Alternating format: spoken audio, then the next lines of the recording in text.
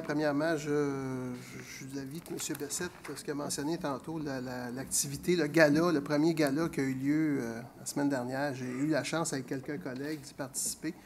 Effectivement, on a senti un vent de fraîcheur et un vent de dynamisme incroyable. Pour une fois, je suis allé dans une salle que je ne connaissais pas grand monde.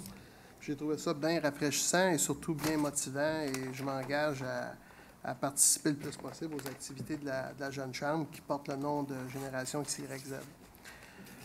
Autre point, on a remarqué les avis de motion 14.4 et 14.5. Évidemment, ces avis de motion-là n'ont pas été lus. Par contre, je peux préciser que ça concerne beaucoup des secteurs, entre autres le secteur du boulevard Douglas. Au niveau des normes de construction, des exigences qui vont être faites au niveau des promoteurs pour adopter des pratiques responsables. On entend par là des toitures blanches ou végétales, des bassins de récupération d'eau, des éclairages au LED, on parle même de certification LEED là-dedans.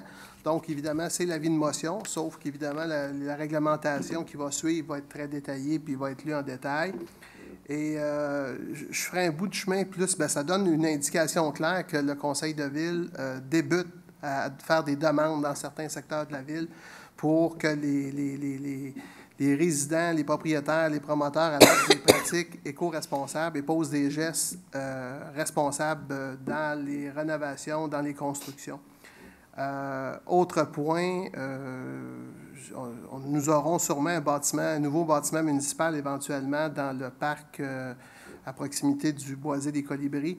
Et je fais une proposition aux membres du conseil. On pourra en discuter ensemble de la faisabilité de ça, mais que ce bâtiment-là et que le terrain soit aménagé selon les normes élevées au niveau environnement. Donc, on parle, ce qu'on a mis dans le règlement ici, je pense que si on demande aux promoteurs de le faire, je pense que lorsque la ville elle-même est promoteur, doit donner l'exemple. Et moi, je suggère que ce ne soit pas juste ce bâtiment-là, mais d'autres bâtiments de la ville seront restaurés avec des normes environnementales relativement élevées, le plus élevé possible. C'est sûr qu'on a des vieux bâtiments, des fois, ça coûte beaucoup de sous additionnels pour rénover ça, selon des normes environnementales en vigueur. Mais surtout quand on a la chance d'avoir un nouveau bâtiment, je pense qu'il ne faut pas hésiter d'utiliser des normes de construction qui sont hautement environnementales et soucieuses du développement durable. Peut-être qu'éventuellement, la Ville pourra identifier plusieurs secteurs, plusieurs interventions un peu partout, être une plateforme d'essai de mesures environnementales. Il y a beaucoup de compagnies qui cherchent des lieux pour faire des projets pilotes. Et je pense que ce serait intéressant que la Ville soit un projet pilote en soi et soit une plateforme de démonstration pour les citoyens corporatifs et les citoyens résidentiels. Merci.